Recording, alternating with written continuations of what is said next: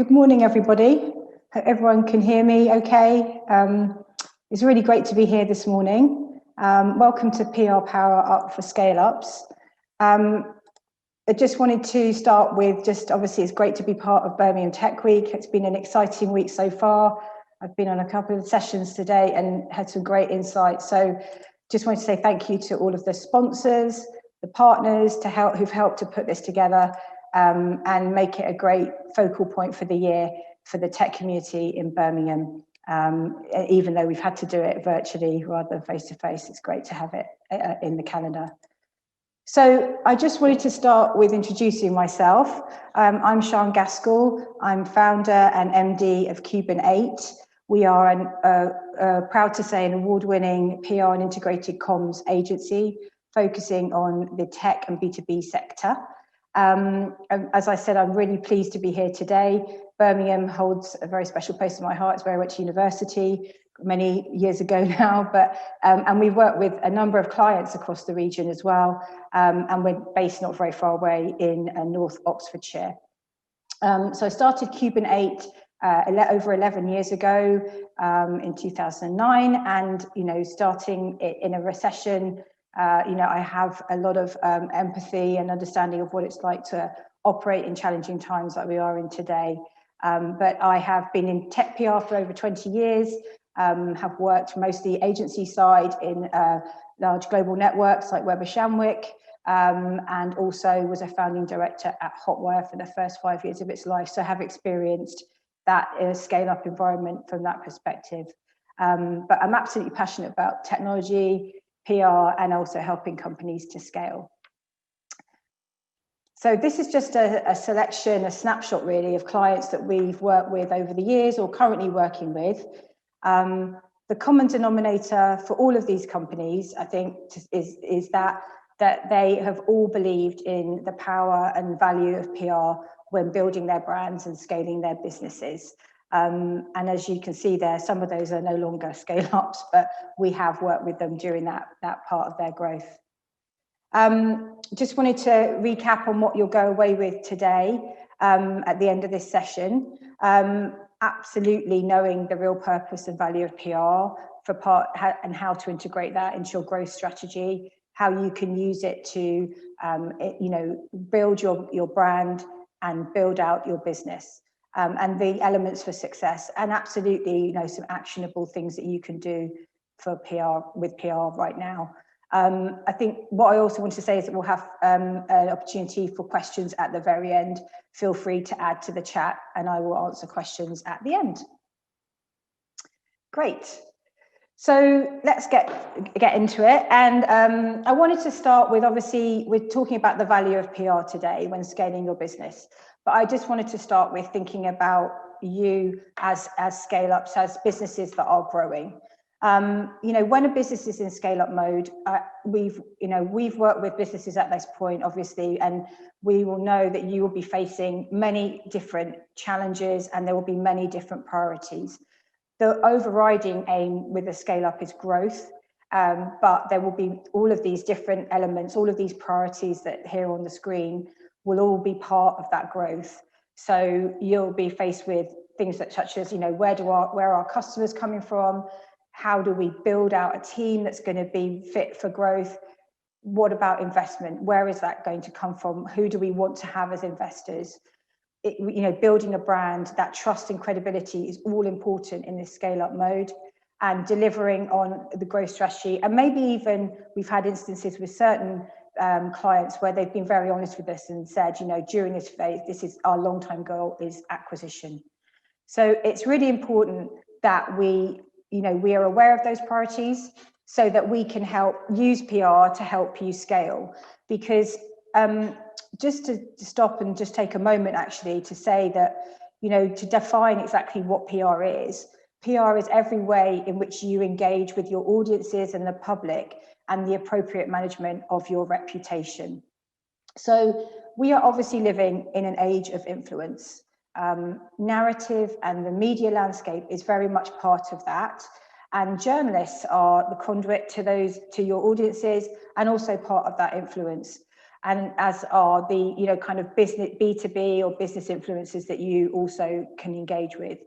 So it's important to say that when you are out there and building out your brand at this crucial point in your business's development, it's important that you're managing what you say, how you say it, and what is being said about you.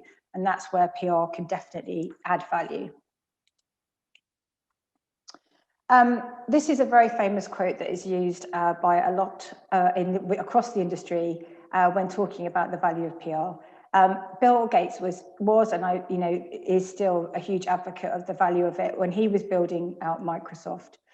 So as a business in growth mode, having an effective PR strategy or PR partner alongside you, navigating the landscape that you're in and that you need to build out in, will help you to build trust and credibility with your audiences. It's all important when building a brand at this stage. So we know what PR can do, but what can it actually deliver? So we believe wholeheartedly that PR can build awareness, PR can build fame, it can build brand value, and that will be important from an external perspective, but also internally, so that you have real understanding of your brand and what it stands for, and that can be shared within the business. PR can help with positioning a brand. Again, when you're clear on what that positioning is, that, in instances we've had working with scale-ups at this stage of their evolution, understanding what you stand for, your positioning in the market is really important for not just external audiences, but also for within working with the management or the sales team or the customer service division, etc. It's really important to have that. You can also create a narrative, absolutely really important when wanting, to engage with the audiences that you do. Building out that narrative will be really important, and also can help to support lead generation, and obviously the right sort of lead generation. I think key to all of this is the fact that it can do all of these things, but integrating it across your business is what is really important to help with your growth strategy. All of it will help to build credibility, get you in front of your target audiences, and build track record to increase attractiveness for customers and investors. I think another point to make is also about the value of PR is the impact of the trust, authenticity, and dialogue it creates for our clients or for the companies that we've worked with and their audiences. As an agency, CubanEight is focused on the B2B tech space, and it's really essential when we work with clients, and if you're thinking about a PR campaign and building something out, that you understand how your customer buys and makes decisions, because it's only by understanding that you can build a campaign that's going to resonate and support that business development effort, which ultimately is going to be a key part of any growth. So how do your customers buy? As I say, this is a key question to think about when thinking about embarking on a PR campaign. These stats are actually based on B2B tech decision makers. So, something that we look to and think about when we're building out campaigns for our clients. But it's really important that you're filling the gaps in your customers' knowledge, so that when they're looking and researching and thinking about potentially working with you, that you have filled the gaps in their knowledge with content about yourself, about what you think about the issues that are on their minds, the things that are keeping them up at night, that are going to propel them to come to you, because you can guarantee that your competitors will be doing just that. So I think you need to ask yourself, it's important that, do you have the content? Do you have the validation, the expert positioning out there to inform the decision makers, the stakeholders that matter to your business? PR can help you do that. PR can deliver that. It can build content, it can build brand awareness and expert positioning. It's just going to have a short intermission, but actually what I wanted to say here is that it's a really good opportunity just to remind you that PR is obviously not advertising and is not all about the sell. It's about creating content and stories that resonate and will be of real use to your audience. I think, we would always, and as we said before, we work on an integrated level. So we work with clients on the wider marketing activity, and advertising will be part of that. But it is definitely something that will work alongside and echo the messaging that is being put out there. So now we have a clear idea of what PR is and the value it can bring. I think it will be the rest of this session, I want to dwell on the things that can help you with your PR as you scale. So just take a phrase from Simon Sinek, start with why. I think we have this customer first approach, and we build that into all the campaigns that we deliver. So we lead with the customers and their needs. And I think doing that, as I said before, it's all about helping to resonate with those customers and those prospects. So it's important to talk about why do you matter, why are you relevant to your customers and prospects, and what problem do you solve? I just wanted to share an example here. Zendesk, we worked with Zendesk when they were very much in scale-up mode. I'm sure a lot of you are familiar with Zendesk, may well be even using them within your technology stack. But why did they matter? They were disrupting what was perceived to be seen then as a boring industry, customer service. Why were they relevant to their customers and prospects? They were transforming customer service from a perceived cost to a real business benefit, and one that was going to be strategically important with customers' growth. They were working with online brands. This was back in the 2012, 2014 time. And that online commerce was continuing to grow as it is now, but that the awareness of the need to be able to engage with customers in the right way was becoming ever more prevalent in order to ensure business success.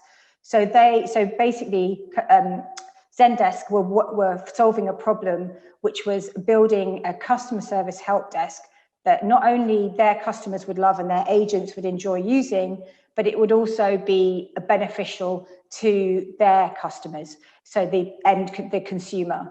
So ultimately leading to more profitable relationships for the businesses that Zendesk were working with. So that was what was really significant there, was the fact that we had from the very outset very clearly with Zendesk and a clear understanding of what their positioning was, why they mattered to their audiences. And from there, we could use that to inform our messaging. It would inform all of our communications. It also informed the way that the brand behaved and way that Zendesk, what activities they chose to do to work with their customers or prospects. So it is really, I think, when starting out with a PR campaign, at this point in your business's evolution, it's really important to have that crystallize and have that because it will reap benefits in the long term. So next is, coming into the kind of what else will matter and help you during this phase. But next is news, and understanding what is news and what isn't is really important. You will be working closely with what your technology, your product, your service, the solution. You'll be very close to that. And sometimes it's important that having a sort of fresh perspective or a good PR partner alongside you to see what is actually, what actually is news is really going to be helpful for you to get that, in order to get that out there to your audiences. So news can vary. It can be everything from obviously a great founder story. During the time that we've worked at CubanEight and previous to that also, I've worked with a number of founders, and a great founder story is one that can be used, throughout the PR campaign. It needs to be relevant, it needs to address a market opportunity and be personal. We work with people like Dan Bladen, who's at Chargify, they're in the wireless power space. He came up with the idea for his business when backpacking around Asia and constantly searching for power so that he could use his laptop, use his phone. There was Romney Evans, who was one of the founders of TrueFit. which is a sizing technology business. And that came about when he was sitting outside a changing room waiting for his wife to find the perfect pair of jeans. And he was thinking about how does this experience translate in the online world. And also, one of the things that it also needs to be is memorable. And we worked with a young founder called Hugo Sykes when he founded a business called Community Call Blocker.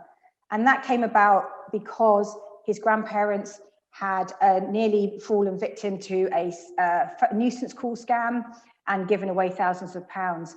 And essentially, we ended up being in the BBC Radio 4 Today's studios, Hugo alongside his grandmother, talking about how he came about with that idea and how he created the technology, and obviously ultimately the problem that it solved. The result being that he ended up with huge levels of orders for the technology, for the solution after leaving the studio.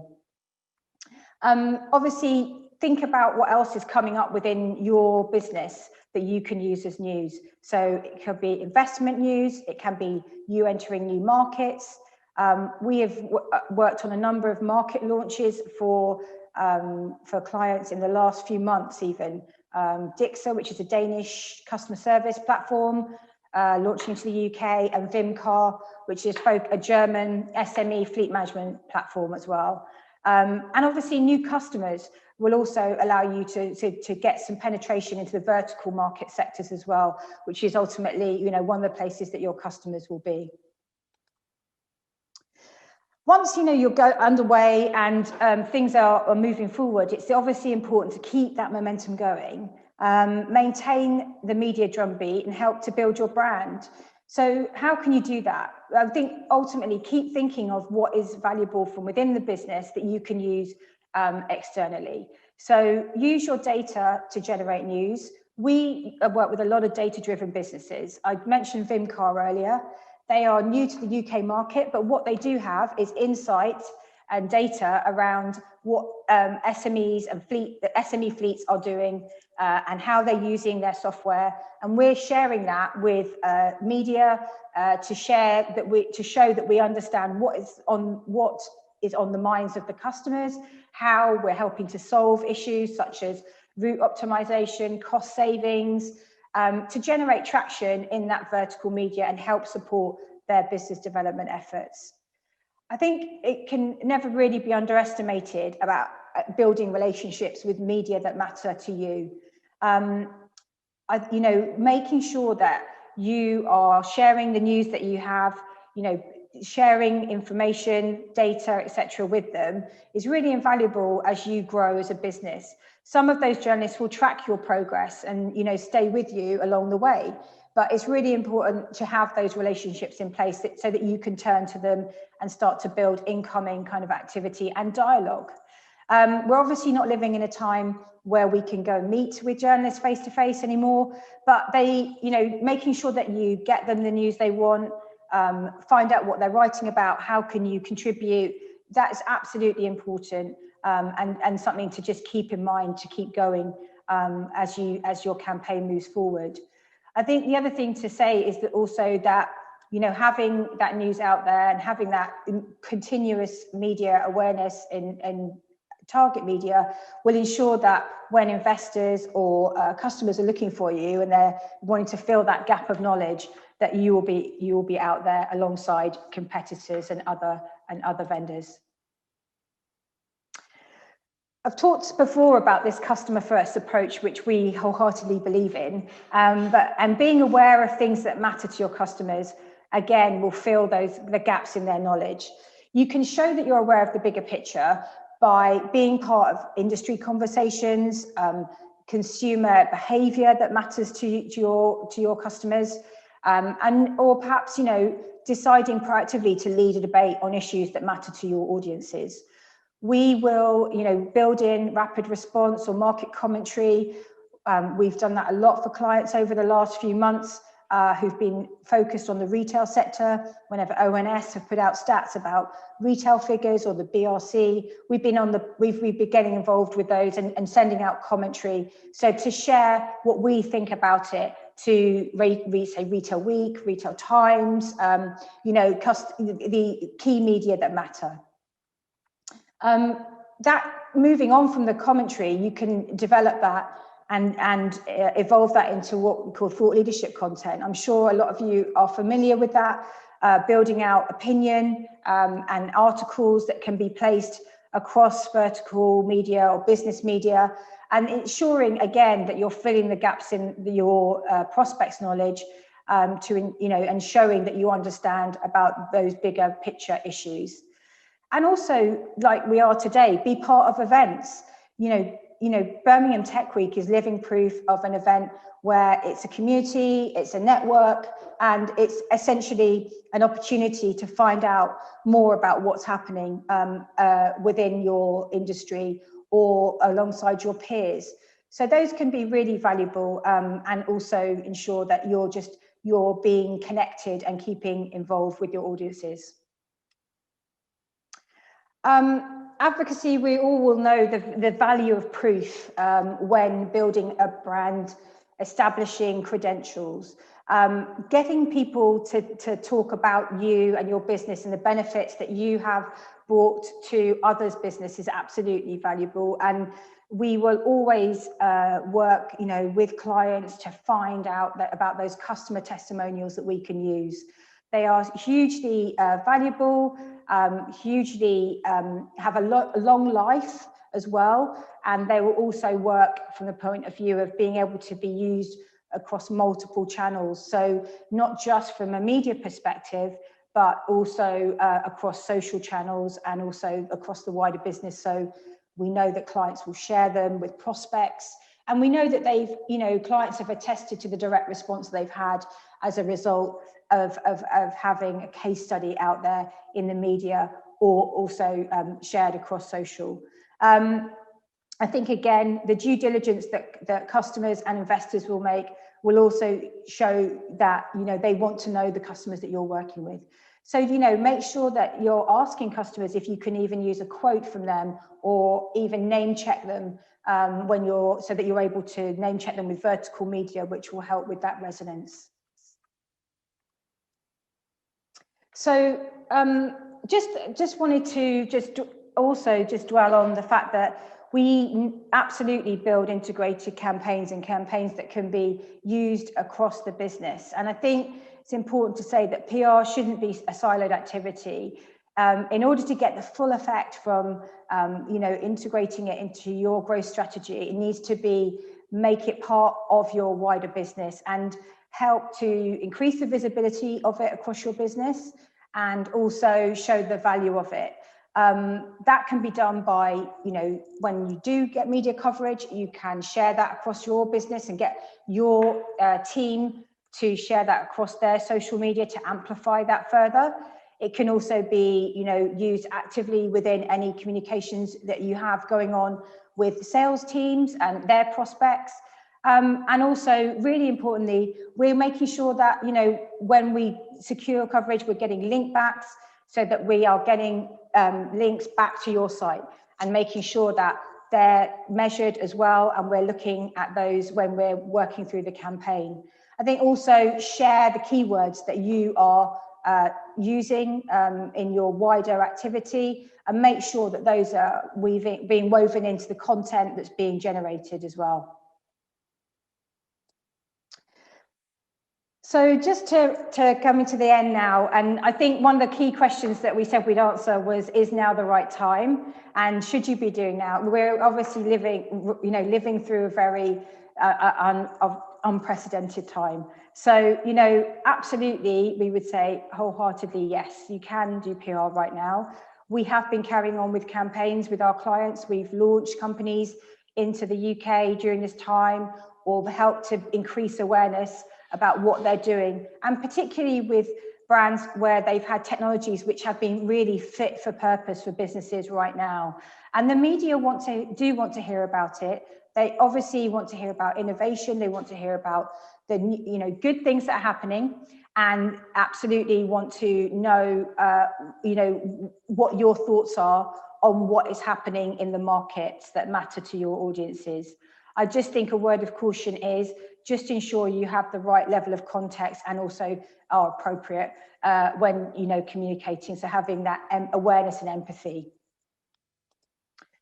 So just to wrap up, top 5 takeaways. So what, you know, what do you want, think about when you're, you know, thinking about a PR campaign, you might be about to embark on something right now.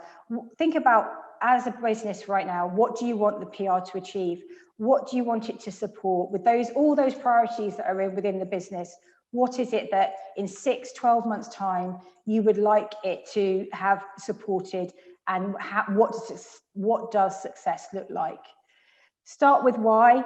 Think about why you make a difference. What are you wanting to get out there to make sure that it resonates with those audiences?